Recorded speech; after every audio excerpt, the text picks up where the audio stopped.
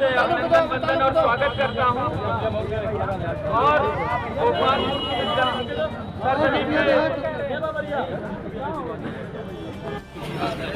किसके पास है?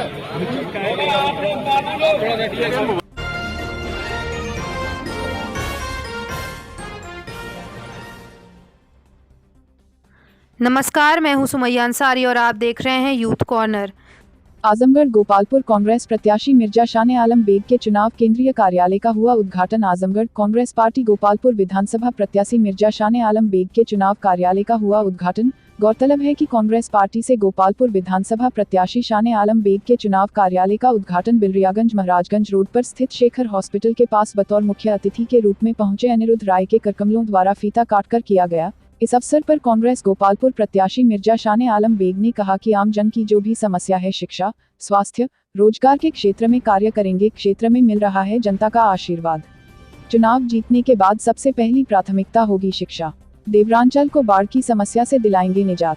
इस अवसर पर पार्टी के पुष्कर राज सिंह महासचिव चुनाव प्रभारी 344 गोपालपुर, सौरभ यादव मध्य प्रदेश कांग्रेस कमेटी, अनिरुद्ध राय, मोहम्मद नजम शमीम अध्यक्ष शहर कांग्रेस कमेटी, रियाजुल हसन सचिव शहर कांग्रेस कमेटी, मिराज कुरैशी महासचिव शहर कांग्रेस कमेटी, वसीम अहमद जिला सचिव, अकील उर रहमान, मनोज मौर्य, डॉक्टर सुरेश यादव, मोहम्मद आदिल शेख, रविंद्र चौहान, जयराम, सुधाकर पाठक, मुलायम निषाद ब्लॉक अध्यक्ष महाराजगंज, अबू तालिब आदि मौजूद रहे। आजमगढ़ से पद्माकर पाठक की खास रिपोर्ट।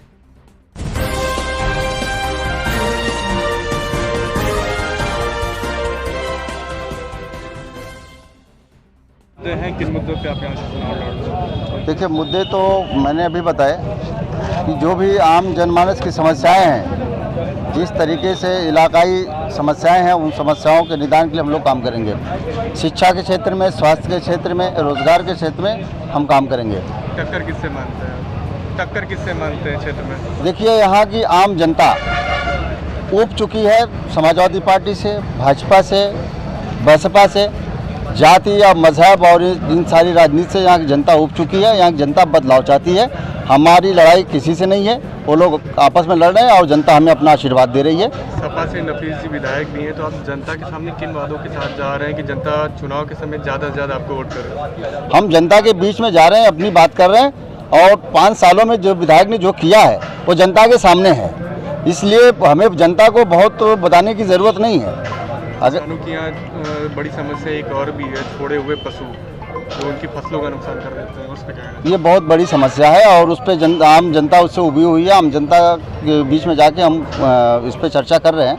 हम इनसे लोगों से ये बात चर्चा में आती है सामने कि इसकी समस्या होनी चाहिए और उसके लिए हमारी सरकार अगर आती है सत्ता में तो हम उसके लिए कुछ विशेष प्रावधान करेंगे ताकि जनता को उससे राहत मिल पाए। गोपालपुर विधानसभा में बरसात के समय बाढ़ से काफ़ी लोग पलायन कर देते हैं, शिक्षा वगैरह सारी चीज़ें अवरोध हो जाती हैं, तो ऐसे में आप क्या करते हैं? देखिए, मैंने पहले ही कहा कि ये जो प्राकृतिक आपदा है, ये इससे निपटने के लिए, चूँकि हमको पहले से मालूम है कि बाढ़ पीड़ित इलाका बाढ़ आनी है, तो बाढ़ आने के बाद हम संसाधन जुटाते हैं।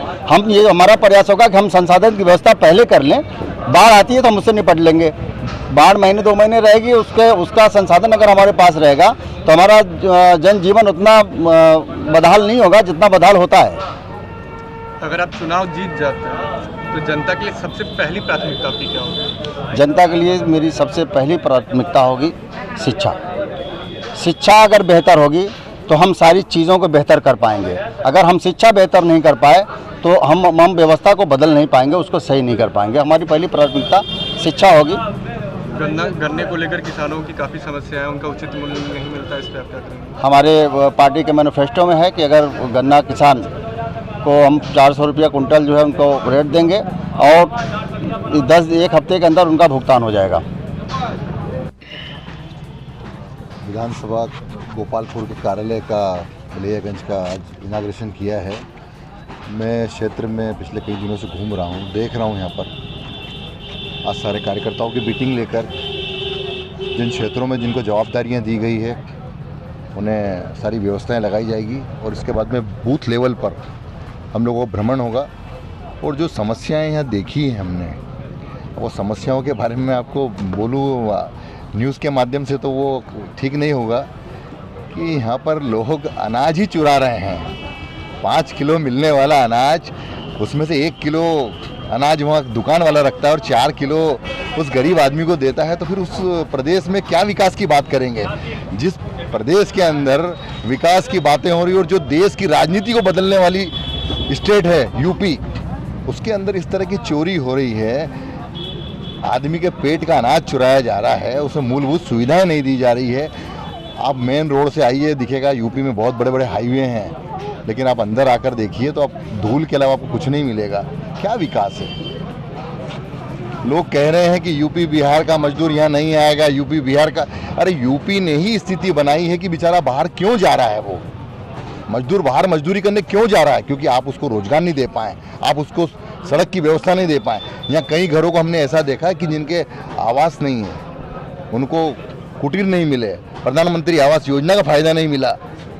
सिर्फ पानी का हैंडपंप लगा लेने से पेट थोड़ी भर जाता है। आपको रोजगार की व्यवस्था लगाना पड़ेगी उनके लिए, उनको सड़क से गांव और गांव से तहसील और तहसील से जिले तक पहुंचाने की व्यवस्था लगाना होगी। आज बच्चा पढ़ रहा है तो क्या आप एजुकेशन कर लिया है। कई लड़कियां कल मुझे मिली, इंटरमीडिएट करी हुई है, क्या कर रही हैं घर में? ईंट के भट्टों पर काम कर रही है, रोजगार नहीं है, क्या करेंगी वो? आपने इतना बड़ा स्टेट है, 24 करोड़ की आबादी है, उसके बाद में आपने कितनी पोस्ट निकाली?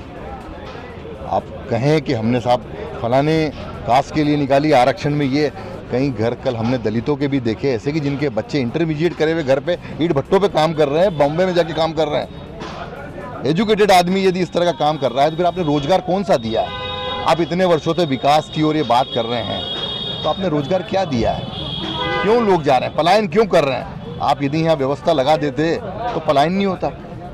सिर्फ हिंदू मुसलमान से पेट नहीं भरता।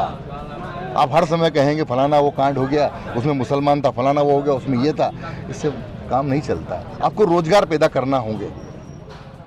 आज गोपालपुर विधानसभा के अंदर